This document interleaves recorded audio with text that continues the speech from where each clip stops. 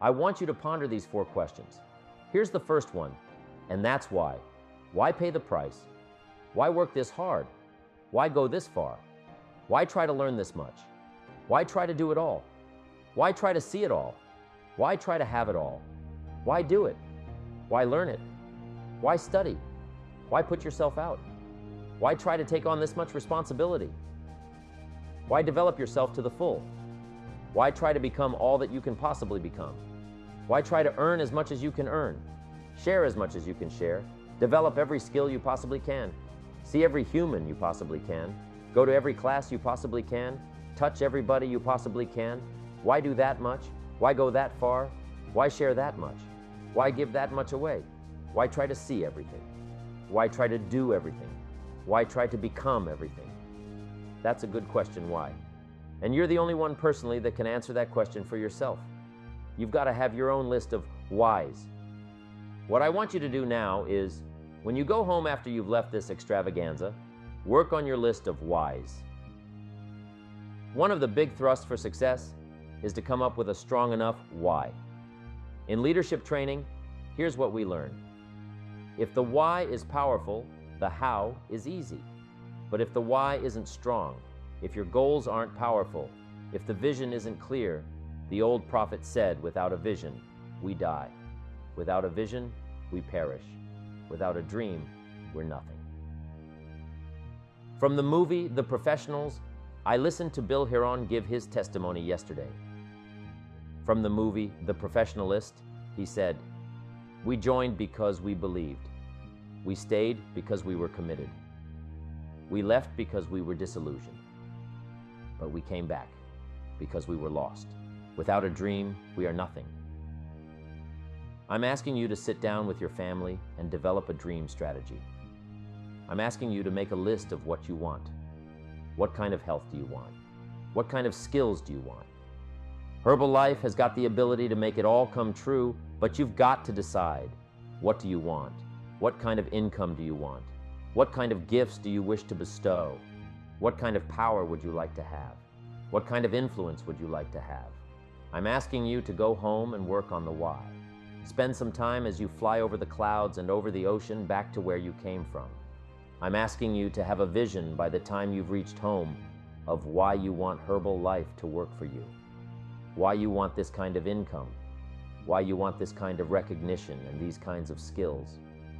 I'm asking you to develop your own list of why, because if you can come up with a strong enough list of why, Herbalife can furnish the how. Here's the second question. Why not? Why not see how much you can earn? Why not see how much you can learn? Why not see how many skills you can develop? Why not see what kind of person you can become? Why not see what kind of influence you can have? Why not see how many people you can rescue from oblivion? Why not see how many people you can reach? I shared one of my goals with a group just last night, to reach the peak of my skills by the year 2000. So I've got some work to do. By the year 2000, at the turn of the century and the millennium, I aim to achieve the pinnacle of my skills. Following that, in the next century, I intend to utilize those skills to impact as many people as possible for the rest of my life. These are some of my goals. I encourage you to establish your own goals and give them thoughtful consideration. And why not? If a farm boy can wander out of Idaho and eventually attend this extravaganza, why not you? If Mar Hughes can leave the tough side of town, find a few people and realize a dream, why not you?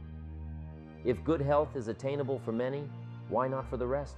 If it's achievable for you, why not for others, and why not for you? I urge you to consider this personal why not. Why not you?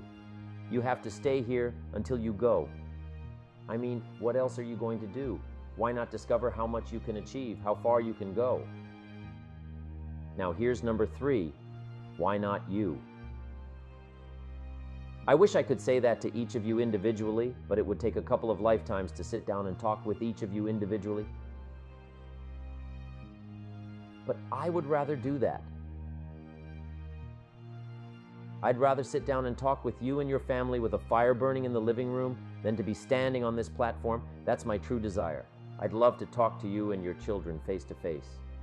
That's what I'd really like to do. I'd love to spend a couple of days with each of you personally and pour out my heart, my soul, what's going on in my head, what's going on with me. See if we couldn't connect and find something valuable. But time doesn't permit for us to have those intimate conversations and get to know each other that well. So I've got to do it from up here. But I want you to take it personal. And my personal question to you is, why not you?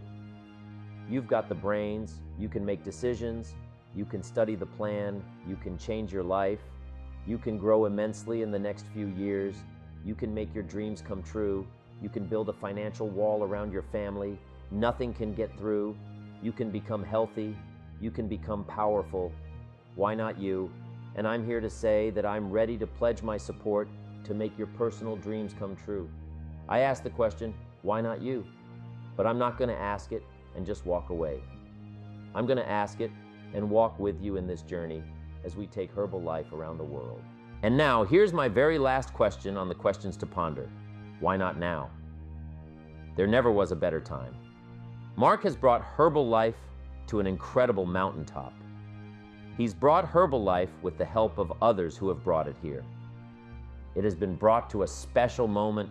Barcelona was special, and Orlando was outrageous, but I'm telling you, this extravaganza has been the most awesome thing I have ever seen. All of your cooperation, the way you have learned and listened and worked hard to get it all, I congratulate you for that. But Mark brought us here, and what a time now for us to take this dream and not let it die. Take this dream and give it life. Take this dream and breathe into it your own personal spirit until finally it becomes a flame that burns around the whole world. Let's go to it now. You know, I've often thought about the journey of success, and one key element always stands out: the sheer force of will to get things done. It's like sailing a ship. You can have the finest vessel, the best crew, but without setting a course and pushing forward, you'll simply drift. Today I want to talk about that, the art of pushing yourself, of moving beyond the ordinary to achieve the extraordinary. Imagine, if you will, a person much like any one of us, standing at the crossroads of decision. Every day, we face these crossroads moments where our choices define us. And in these moments, it's not just about making decisions, but about making the right decisions. Now, I'm not talking about choosing what to have for breakfast. I'm talking about the choices that scare us, that push us, that force us out of our comfort zones. You see, there's a powerful force within each of us, a force often untapped. It's the ability to compel ourselves to do what needs to be done, even when everything in us wants to procrastinate or avoid it. Think about the last time you really didn't want to do something. Maybe it was a tough conversation.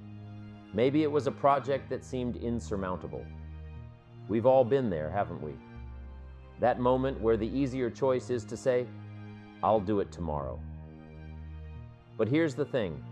Tomorrow becomes the next day, and the next, and soon enough, what was a molehill becomes a mountain. In these moments, the difference between success and stagnation is action. Action is the foundational key to all success. It's not just about having knowledge or talent, it's about using that knowledge, harnessing that talent. You could have the intellect of Einstein, but without action, it's like having a library of books that you never read.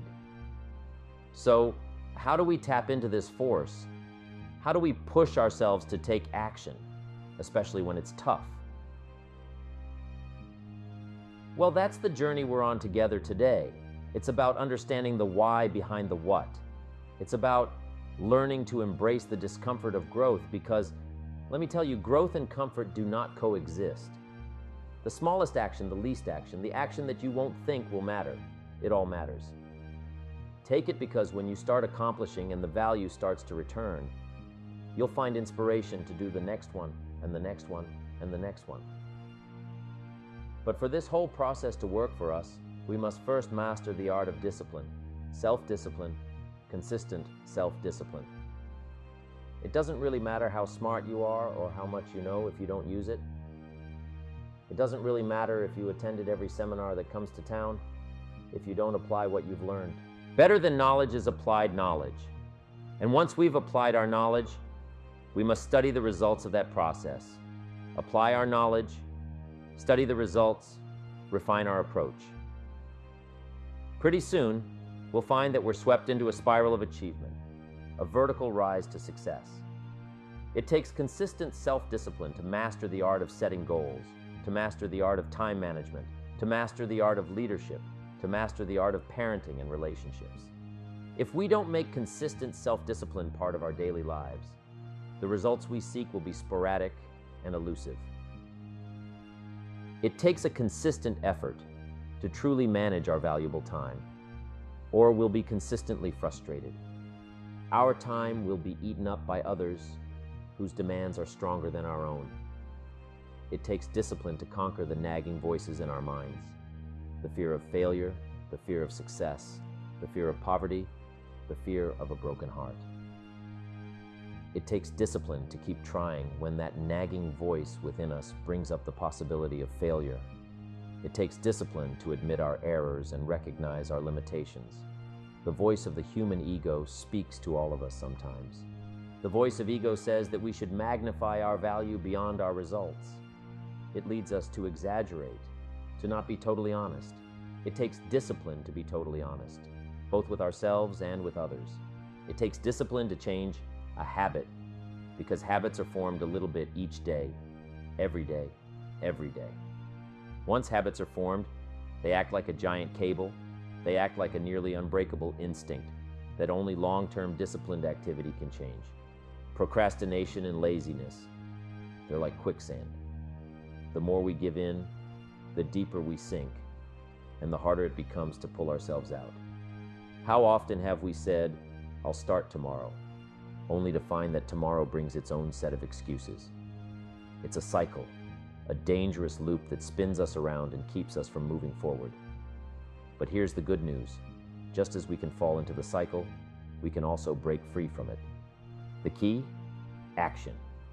Take action now. It's the antidote to procrastination, the enemy of laziness.